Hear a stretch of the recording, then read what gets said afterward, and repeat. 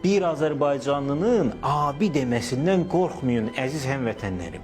Bir Azərbaycanlının propka deməyindən, kuxna deməyindən, mama, papa deməyindən qorxun. Çünki bu sözlər rusçadır və onların Azərbaycan dilində real qarşılığı var. Onlara ehtiyac yoxdur. Amma abi sözü Azərbaycan dilində bir ehtiyacı qarşılayır. Abi sözünü eşidəndə əsəbləşən azərbaycanlılar başa düşməlidirlər.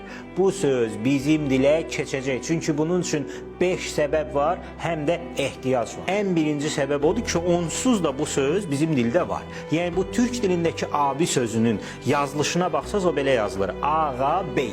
Azərbaycan dilində də ağa, bey sözü var. İndi bizim dildə Azərbaycan dilində ad kimi istifadə olunur, amma türk dilində, Türkiyə türkçəsində xitab kimi, müraciət kimi istifadə olunur. Sadəcə Türkiyə türkçəsində bu ağa-bey sözünün tələffüzü biraz dəyişib, indiki günümüzdəki abi sözünə çevrilib, amma yazılışı elə olduğu kimi də qalır. İkinci səbəb odur ki, bizim dildə bu xitaba ehtiyac var. Ax, sən özündən 5 yaş, 6 yaş böyük birinə əmi, baba, dayı deyə bilməzsən, sən ona ehtiramı göstərməlisən və sənin bu abi xitabına ehtiyacın var. Yəni bu söz bizim dildə bir boşluğu doldurur. Üçüncü səbəb isə tamamilə dilçiliklə bağlıdır. Bu iki söz, ağa-bey və ağa-bey kognat sözlərdir. Yəni cognate words. Bu sözlər eyni soydan, eyni kökdən gəlir və eyni mənaları ifadə edirlər. Yəni ağa-bey sözü böyük bəy, böyük qardaş anlamlarındadır. Dördüncü səbəb odur ki, burada Azərbaycanda danışılan dillə,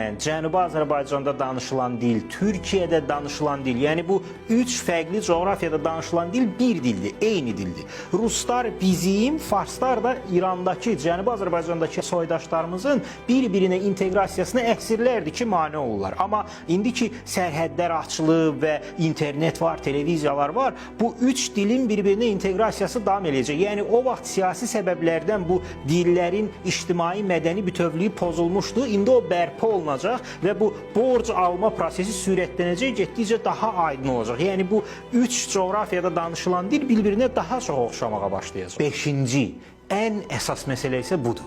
Bir Azərbaycanlının abi deməsindən qorxmayın əziz həmvətənlərim. Bir Azərbaycanlının propka deməyindən, kuxna deməyindən, mama, papa deməyindən qorxun. Çünki bu sözlər rusçadır və onların Azərbaycan dilində real qarşılığı var. Onlara ehtiyac yoxdur. Amma abi sözü Azərbaycan dilində bir ehtiyacı qarşılayır.